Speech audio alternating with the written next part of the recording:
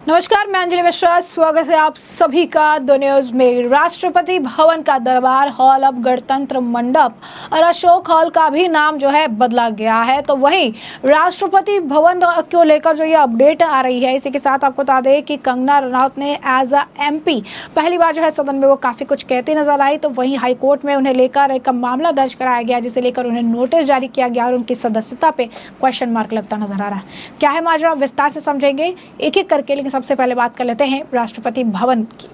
तो राष्ट्रपति भवन के अंदर स्थित दरबार हॉल और अशोक हॉल का नाम बदल दिया गया है। राष्ट्रपति भवन के द्वारा जारी की गई प्रेस रिलीज के मुताबिक दरबार हॉल का नाम अब गणतंत्र मंडप और अशोक हॉल का नाम अशोक मंडप हो गया है।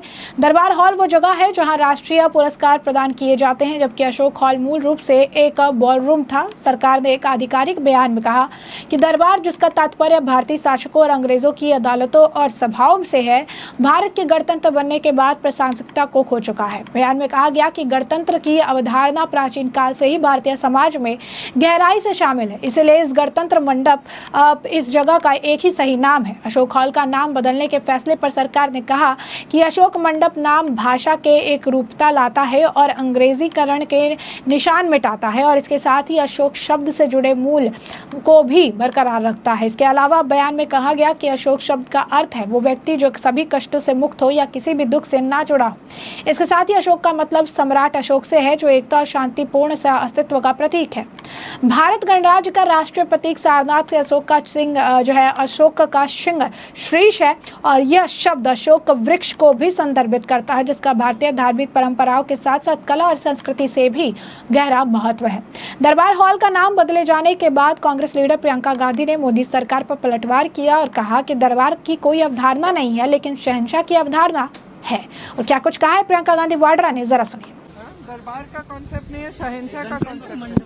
दरबार का कॉन्सेप्ट नहीं है, लेकिन शहंशाह का कॉन्सेप्ट है। तो जैसा कि आपने सुना, उन्होंने साफ तौर पर कहा कि दरबार की कोई अवधारणा नहीं है, लेकिन शहंशाह की अवधारणा जो है वो जो है यहाँ पर देखने के लिए मिल रही है। वहीं इस मामले को लेकर आपको बता दें कि जिस तरीके के बयान दिए जा रही है, जिस तरीके से चीजें कही जा रही है, बीजेपी के एक नेता ने भी नाम चेंज करने को लेकर बयान दिया है। क्या कुछ कहा गया है उनके द्वारा भी, जरा सुनिए। देखिए, निश्चित रूप से जब हम दरबार नाम सुनते हैं तो राजा महाराजाओं की याद आती है। अब यहाँ पर राजतंत्र नहीं है, अब लोकतंत्र है, और इसलिए उन्होंने जो कुछ किया वो स्वागत योग्य है। मैं राष्ट्रपति जी को और सरकार को भी बधाई देता हूँ कि उन्होंने लोकतंत्र को मजबूत करने के लिए, जो सबसे बड़ा हमारा राष्ट्रपति इस देश की संविधान की संरक्षक हैं, और उन्होंने राजशाही को खत्म कर लोकशाही लाई है, इसके लिए मैं उनको बधाई देता हूँ। तो जैसे कि आपने सुना, उन्होंने भी साफ तौर पर इसे एक सराहनीय स्टेप बताया, कहा कि एक बहुत अच्छा जो है स्टेप है इनके द्वारा लिया गया है, और ये एक अच्छी चीज़ है जो इनके द्वारा ये कही गई है या की गई है, क्योंकि कहीं ना कहीं एक महत्वपूर्ण फैसला जो है लिया गया है कि ब्रिटिश काल की चीज़ों के नामो निशान जो हटाए जा रहे हैं, और इसे अपडेट जो है आज के वक्त में किया जा रहा है। तो बीजेपी के जो है एमपी है ब्रिजमोहन अग्रवाल, उनको आपने सुना कि उनका ये कहना है कि ये बढ़िया फैसला है, दरबार हॉल और अशोक हॉल जो नाम चेंज किया गया है, और ये एक सराहनीय फैसला है। वहीं आपको बता दें कि 2 साल पूरे होने पर राष्ट्रपति मुर्मू ने फैसला लिया है। राष्ट्रपति द्रौपदी मुर्मू ने अपने कार्यकाल में करीब 2 साल बाद राष्ट्रपति भवन के 2 हॉल का नाम बदला। राष्ट्रपति भवन में 340 कमरे हैं, इसके अलावा कई विशाल हॉल हैं, इनमें दरबार हॉल भी है, और इसी हॉल के सभी सरकारी आयोजन होते हैं। वहीं अशोक हॉल, जिसमें औपचारिक बैठकें होती हैं, राष्ट्रपति विदेशी राजदूतों से लेटर स्वीकार करती हैं, और अब दोनों ही हॉल को गणतंत्र मंडप और अशोक मंडप के नाम से जाना जाएगा। नाम परिवर्तन के इस फैसले पर कांग्रेस नेता ने जिस तरीके से बयान दिया, प्रियंका गांधी वाड्रा, आपने उसको भी सुना है। तो वहीं आपको बता दें कि सांसद के तौर पर, जैसे कि आपको पता है कि मंडी से कंगना रनौत चुनाव जो है जीती हैं, और ऐसे में कंगना रनौत ने संसद में अपना पहला जो है वो कहिए कि भाषण दिया है, या यूँ कहिए कि अपनी बातें जो है रखी है, और पहले ही दिन जो है भाषण में उनके तेज तरार अंदाज जो है देखने के लिए मिला। क्या कुछ कहा है कंगना रनौत ने इस दौरान, जरा सुनिए। सुश्री कंगना रनौत।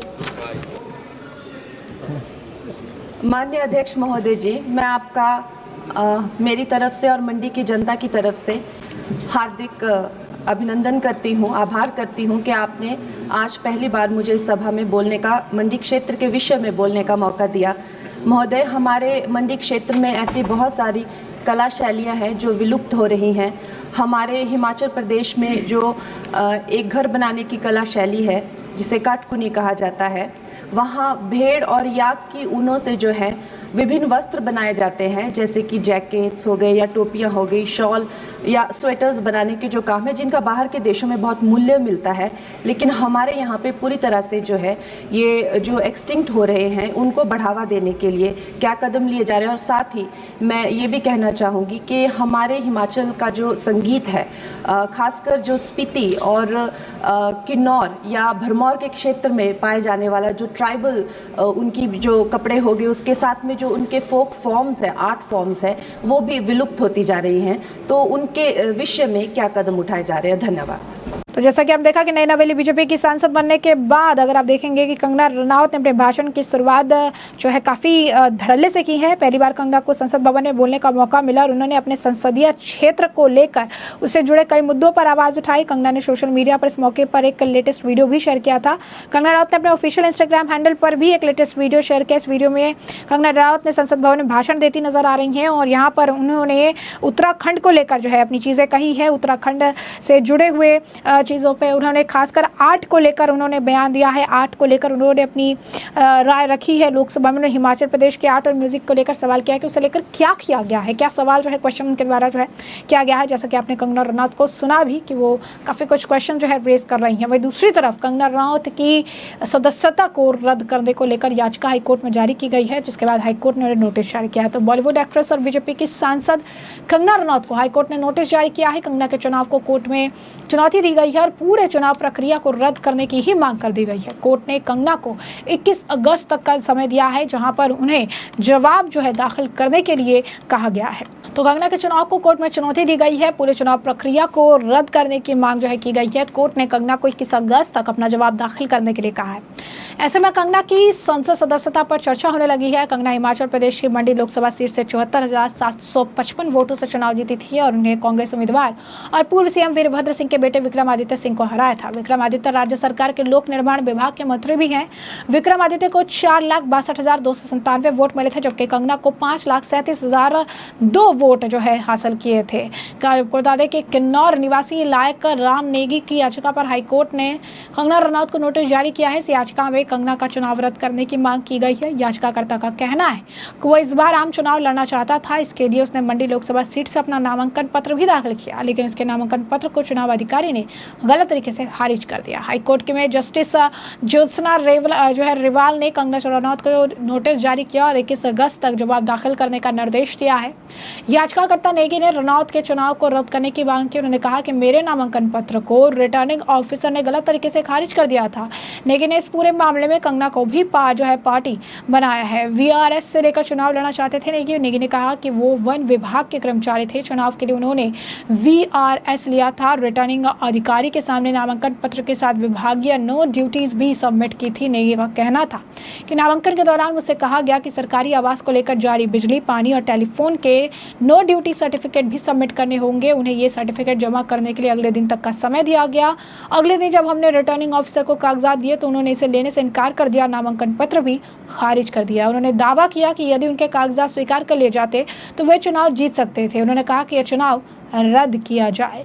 तो ऐसे में हमने आपको जो पूरा मामला है बड़े विस्तार से बताया। इस मामले पर अब आपकी भी जो राय है वो हम कमेंट सेक्शन में कमेंट करके जरूर से जरूर साझा करिएगा। धन्यवाद।